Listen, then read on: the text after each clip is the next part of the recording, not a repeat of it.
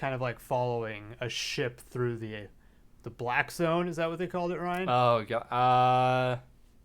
Black Pit, I'm pretty sure it was called. Yeah, it was like the Black Pit or something like that. So we are going to be talking about the new Apple TV Plus movie. I don't know what the fuck's it. Apple TV. Apple TV or whatever. Movie that dropped starring Tom Hanks and the kid from Boy Meets World from forever ago. He's in it as like a handmaid.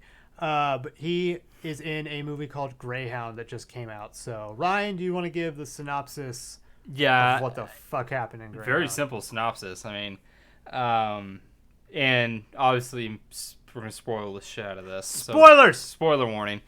Yeah, so this is set in February 1942, and it follows a Navy captain who, if you don't know, throughout the entirety of World War II, we're fighting this thing. At least in the European theater, we had to move millions of men and tons of cargo across the Atlantic Ocean to get it to Europe to land in Normandy and fuck up the Nazis. So, and the Nazis conveniently had fucking U-boats. So we would send hundreds of ships at a time, convoyed with Navy destroyers and British and Canadian Navy as well, and hope we could get as many as possible across the Atlantic without the Germans sinking them with their U-boats. So this follows the lead destroyer of this convoy in February 1942 as they're crossing the Atlantic, and they are hunted down by a group of U-boats, of German U-boats. Who are cocky as hell. Who had no reason to be as cocky as they are. They are pretty stupid in this movie, actually. But But there was some entertainment value to hearing these fucking Germans. This is really absolutely kind of ridiculous. Gums. Yeah, so they pretty much they're just trying to get across the Atlantic Ocean, are getting fucked up by U-boats, and it's just a huge U-boat and destroyer battle. And yeah. I was surprised how short this movie was. When I first saw the trailer for it about a month or two ago, whenever they dropped everything for it and everybody was like, holy shit, Tom Hanks on a boat. I thought there would be at least 2 hours, and it clocks in at like an hour and 31 minutes. It's the second time we've had a movie go from being a theatrical release and then it gets released on VOD, and it seems to be shortened by like 30 minutes. Because Artemis Fowl, it seems like they considerably cut that movie down by like 30 to 50 minutes to put it onto video on demand. Artemis Fowl that was another one that I was surprised was an hour and a half. Yeah, I feel like maybe they're doing this on purpose. They're actually like re-editing these movies to put them on VOD, because you're right. I would expect this movie to be like closer to 2 hours. And I think the reason actually is like in a 2 hour movie, it seemed odd in this movie how they developed in the very beginning that like love interest of Tom Hanks.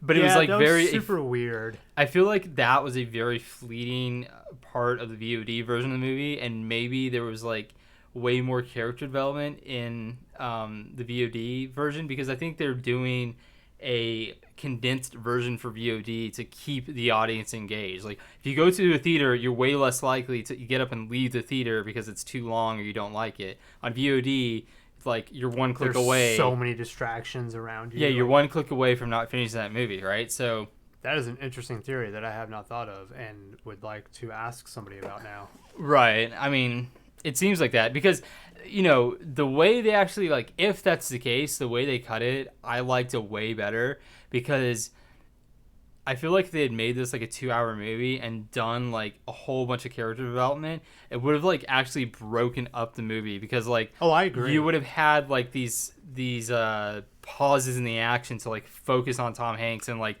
flashback to his love interest or whatever. And this, like, the movie actually had such great cadence to it. It had such a good pace. Yeah, the pacing was so cool. And then it wasn't always like,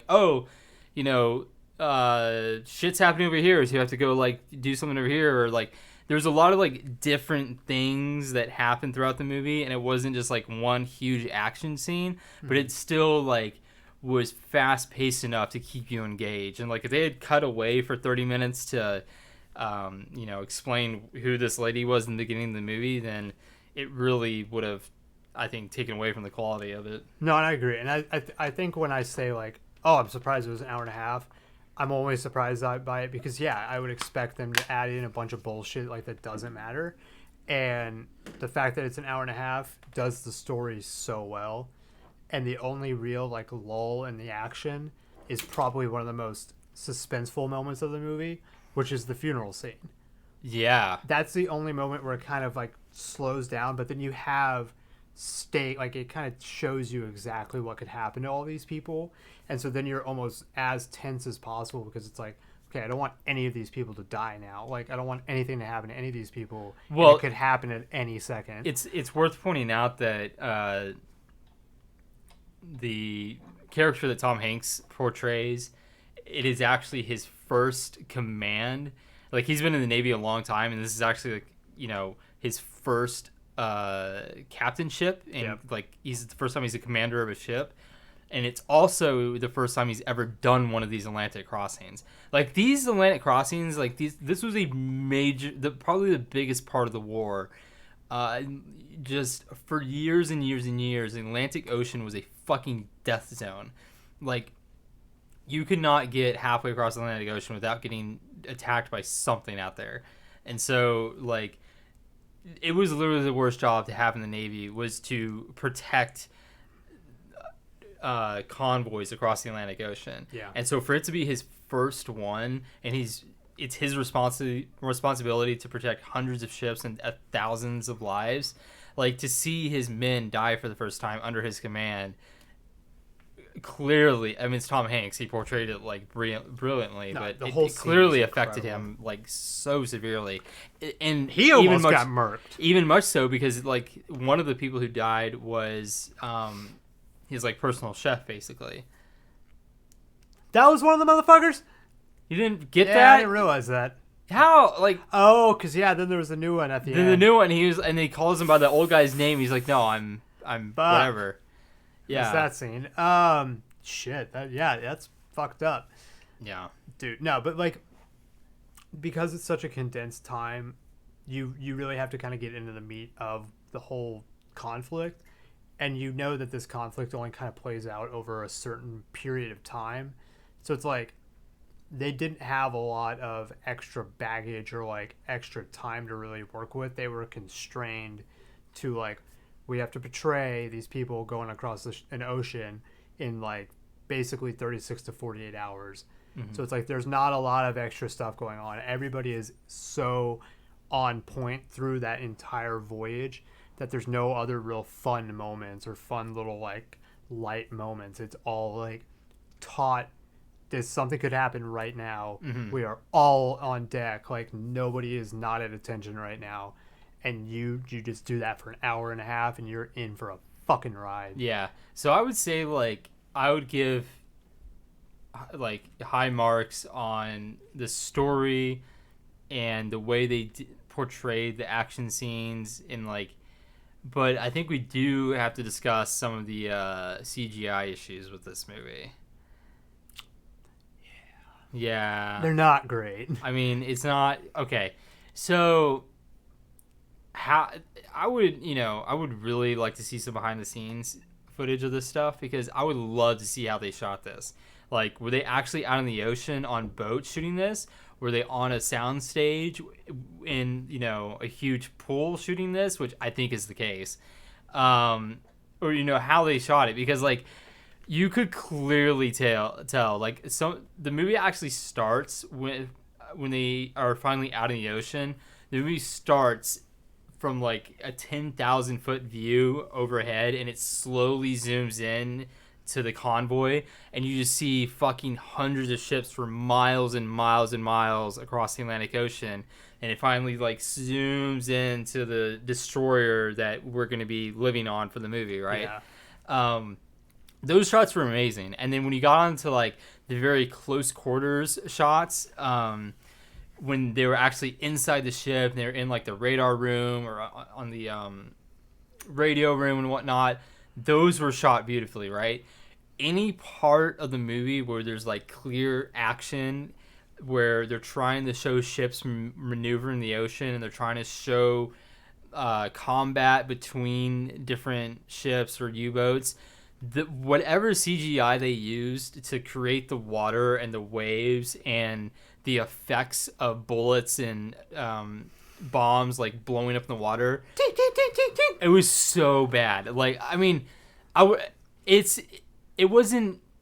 How do you put this? Like, in today's standard for 2020, it was really bad. Like, and if you compare like this level or quality of CGI to something like in-game, it's fucking ridiculous. It's terrible. No. But I mean, like, this is like passable enough to where someone who isn't really paying attention probably wouldn't notice that like the water is CGI. But if you can like if you can like in your mind's eye compare it like in the moment against in-game or something else, it is like noticeably bad how like the effect of the water and the combat scenes was like just off. Well, and that speaks to money. Like, I don't know what the budget of this movie was, but I can guarantee it was either right at $100 million or just a little bit under. But like, when you don't have a ton of money to work with, you're not going to get the best CG. That's why, like, I know I talk about Arrow a lot, or like the CW, like Arrowverse. Oh my God. With the Arrowverse, they put all their money into like one or two CG things. Yeah. And you could tell it was better than the rest, but it's nowhere near like what movie quality is. But you can see like when more money comes, you have noticeably better CG. Yeah. When you have more money, like that directly goes into CG and you have better CG. The budget for this movie was only $50 million. Jesus. This should not have been a $50 million type movie. Okay, so for $50 million, this looked incredible. That's what I'm saying. Yeah, like because like Shazam was $150 million, and some of the CG in that is not even the best. So if you took like a third of that budget, like you're gonna get considerably lower CG quality. It's almost like I don't know why they would. If you're gonna try and make this movie for $50 million, like, then don't use CGI, right? Like, you would have actual boats or just like on a soundstage, like. No, I mean you probably would have to use actual boats, right? And then you'd have to like. But that'd be way more expensive. Would it? The crews, everything that you'd have to get out there, like to have it on like physical boats would probably be. Then okay, well, what I'm really saying is like, if you can't make this, you know, I don't know why you would only put $50 million into this movie if this is the result you're gonna get. Like, if you could spend $5 to $15 million more, especially for Apple TV, like, I guess Apple TV bought it right from somebody else. Yeah, so they didn't really have anything to do with it. I mean, I don't know. It just feels like it feels like they could have done way more. This movie could have been like.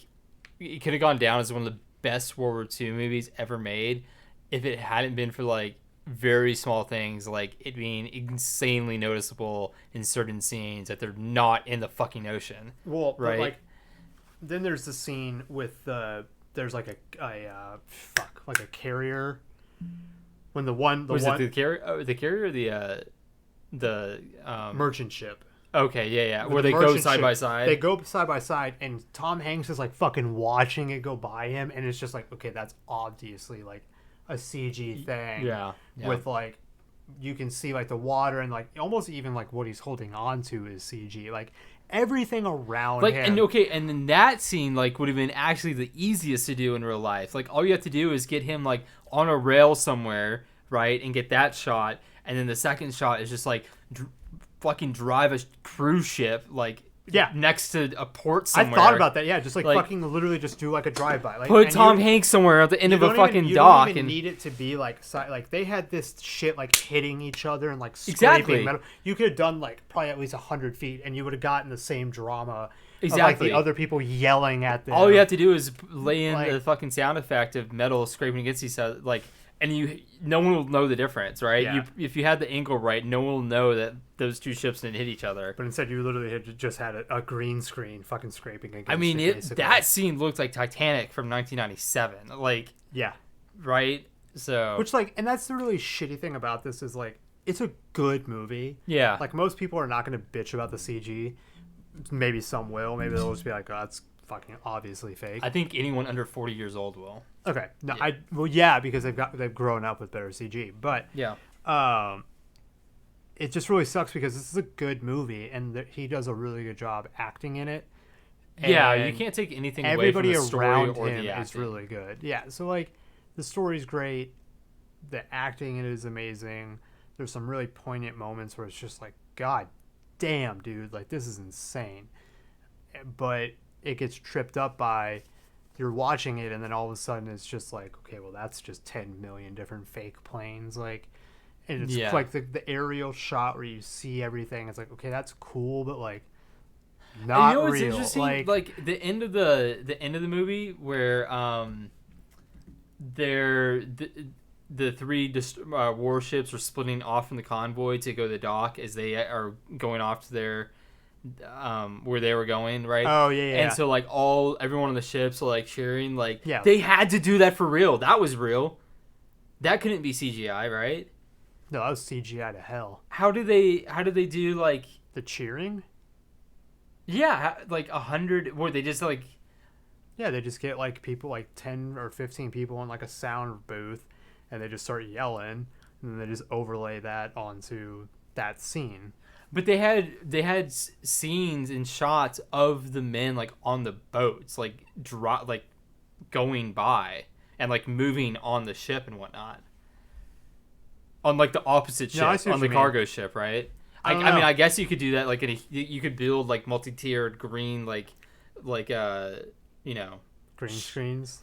yeah, you know what I'm saying, like Yeah, I know. Yeah, multi-level yeah. kind of It's almost. It's kind of like the Rent thing. exactly, yeah, like a stadium seating and like Yeah. you can kind of green screen in something. I don't know. It looked green screen because when they do the overhead view and they're splitting off, it's very obvious that scene is like CG to shit. Yeah, that definitely is for So, sure. but I yes, just don't they know had the to one have where done like something when they were waving at each other and they showed the people on their different levels of the opposite ship Yeah. cheering and freaking the hell out. well, I don't know. I mean, it's a good movie. It actually would have been a lot cooler to see it in theaters. Which that might have taken away some of the CG things. So maybe it would have made some of the shit look better because it would have been on a higher quality screen. Mm-hmm. Like, our TV sucks. Not really. It was a free TV. It's actually pretty good. It's a great TV. Yeah. But it's not a movie theater. So, No. it's not a theater screen. So, like, you probably miss some of the stuff just because it's not as high resolution.